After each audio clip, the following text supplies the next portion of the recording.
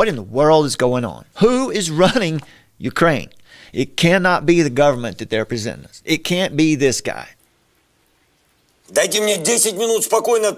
Вась, выходи, тут это... Why is this being presented as a black and white problem? Why is the news presenting this as a distinct paradigm with no nuance? As you listen to the mainstream news narrative right now, they're not interested in peace. They want war.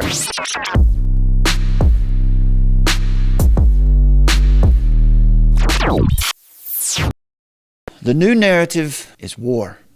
The same people who fed the country and the world with propaganda for the last 2 years are the same people today telling you that you must hate Vladimir Putin, that you must take our side on this or you're defective.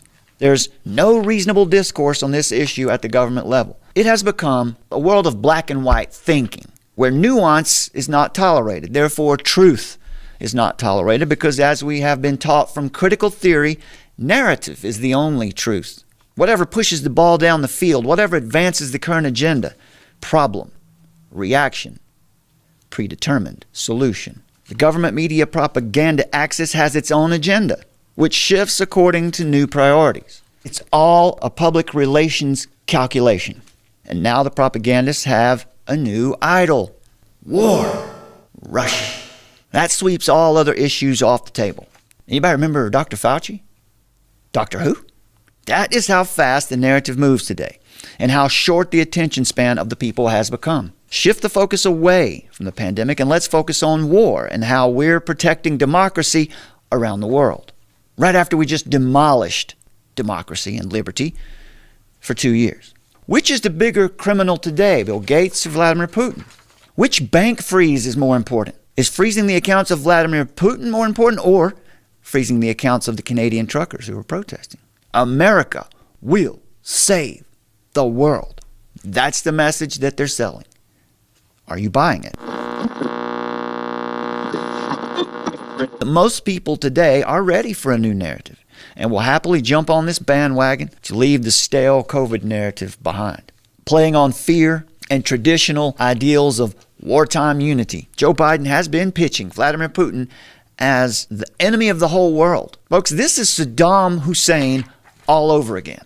Of course, he'll leave out the part about U.S. foreign policy pushing Ukraine into its current state with rebel forces dotting the landscape and real live image bearers of God being pushed, prodded, and treated like commodities now for decades, treated like numbers. That part will be left out because it doesn't contribute to the tight mental stimulation of the current propaganda, the new narrative. And they want to present the impression that our struggle is once again against the evil empire. They're going to claim that freedom is their primary objective. They're going to claim that they're fighting for democracy. But if anyone is compelled to believe that line, that the current U.S. government really stands for freedom, right now, do not forget that the COVID state of emergency and national lockdowns showed that freedom was the last thing on their minds. They talk boldly about protecting freedom in Eastern Europe while they do all they can to shave away freedom right here in the United States. They are gravely concerned about a breach of the border in Ukraine while they kick open the doors on our own southern border and allow the free flow of whoever wants to bring whatever into our country. They are destabilizing our own nation while claiming to be fighting to destabilize another one. The Cold War Soviet narrative, my friends, has come home to roost. We have been infiltrated. But the big news here is the narrative they're selling is not coherent. Within a month of the end of his hit show that was called Servant of the People, a TV show about a down-on-his-luck high school teacher played by Mr. Volodymyr Zelensky. The show was about a high school teacher who was thrust into the Ukrainian presidency. Then the comedian turned politician was elected Ukraine's president. Now, let's get this straight. A nation that shares a border with the world's third-ranked superpower, which happens to be the Allies' #1 world enemy at the moment, fraught with corruption for decades, elects a comedian with no political experience to the highest office in the land. Now, you can buy that if you want to. George Soros' involvement in Ukraine is well known. His name is linked to the Orange Revolution and regime changes in the country. Soros acknowledged in an interview with CNN that he actively contributed to the overthrow of former Ukrainian President Viktor Yanukovych in 2014. He said, quote, "I created a foundation in the Ukraine before it became independent. The foundation has functioned since then and has played an important role in current events." That's what we have here. This is the current president of Ukraine. Совсем скоро. Can you separate fact from fiction? In Ukraine, it's getting a little complicated. In this clip, Vladimir Zelensky is playing the part of a Ukrainian president. And in this clip, and this one, he's running for president in real life. Zelensky is an actor and a comedian who plays a teacher who unexpectedly becomes president. And he insists that it is not a joke. He says, first of all, people have grown tired of the old guard, so to say. Secondly, it's clear that I'm an open person. What does that mean? I'm an open person. I guess that means he's open for business. I'll be your puppet. He said, that's why he's a good politician. He's able to talk and not say a word. Who's controlling Ukraine? Who's actually running Ukraine? It's not the guy. It's not Zelensky. It cannot be the government that they're presenting us. It can't be this guy. It can't be him. Всім добрий вечір. Лідер фракції тут. Good evening, everyone. The leader of the faction is here. The head of the presidential office is here. Prime Minister Shmyhal is here. Podolyak is here. The president is here. We are all here. Our soldiers are here. The citizens are here, and we are here. We defend our independence. That's how it'll go. Glory to our defenders, both male and female. Does that not sound distinctly Western? Right? Social justice has made its way to Ukraine. Now, you tell me if this looks professional, like you would expect from an actual government. A group of Ukrainians preparing Molotov cocktails. Where's the army? Is this what you would expect from a country who's seriously trying to relay information to the Ukrainian people and to the world about what they need or about what's going on? This image of a doting Hitler on a little Putin. He says, this is not a meme, but it's our and your reality right now. This is lowbrow, man. Search for Armor of Truth on demand on your favorite podcasting platform. You can also find us nearly everywhere on social media. Consider supporting us with your prayers and your participation through sharing this content widely. If you are able and you'd like to help, armoroftruth.net/donations shows details on how to contribute and how to contact us. Putin hates NATO. That's what the media is telling you right now. Putin's speech. Listen to this. Primary source. Quote, "I'm going to say something now that I've never said publicly before. I'm going to say this for the first time.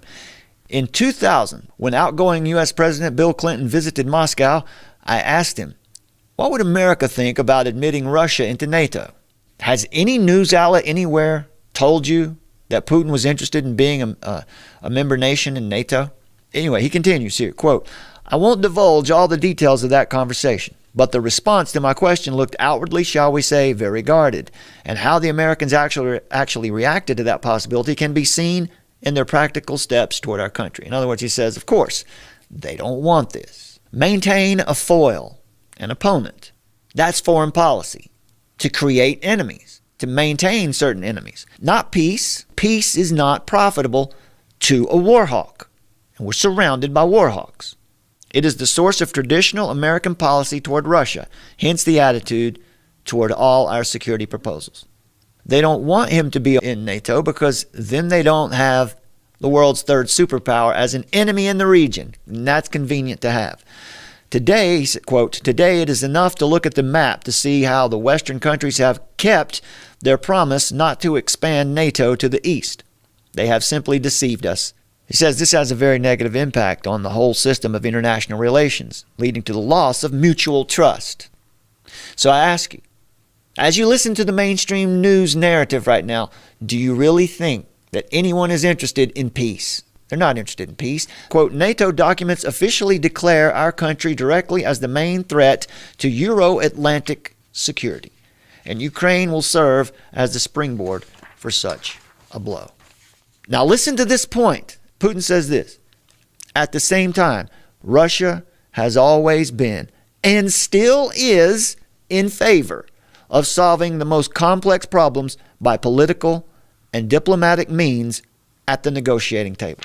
Where's the media holding our government accountable There's a way to have peace in that region right now. Folks, we've met the enemy, and it's us. Here we have the Ethics and Religious Liberty Commission, I guess an arm of the Southern Baptist Convention. And they have an article here called 4 Reasons Why Christians Should Care About What's Happening in Ukraine.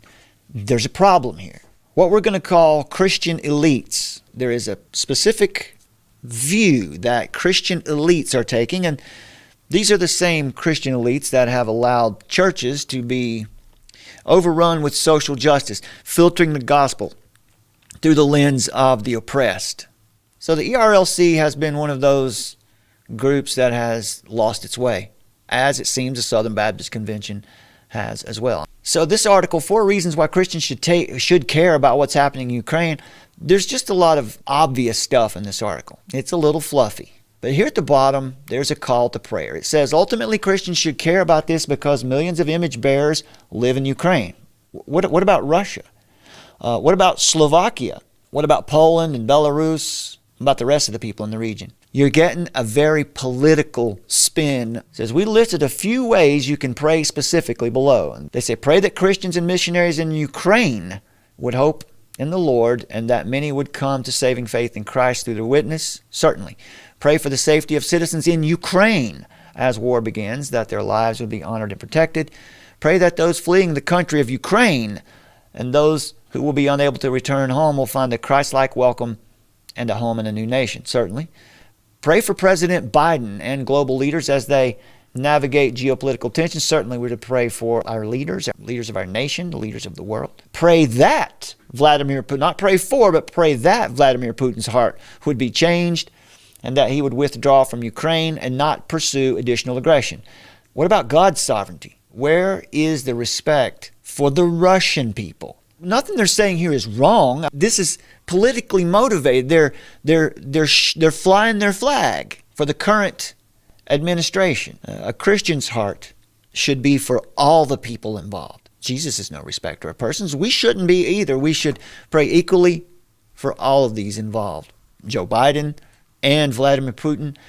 Also, the Gospel Coalition as well had a similar prayer. It said, how can Christians pray for Ukraine? They say, pray that Putin will relent of his dictatorial desire to control Ukraine.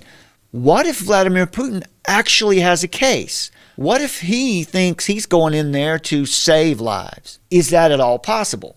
No, we're getting a political Christianity here. The Gospel Coalition and the ERLC have blown their cover, especially in their promotion of social justice, wokeness. Pray for our brothers and sisters all over the region. The Russians, the Ukrainians, the separatists, the neo-Nazis. Pray for all of them. God is restraining evil in the world today. And it is the gospel that is the power to change hearts.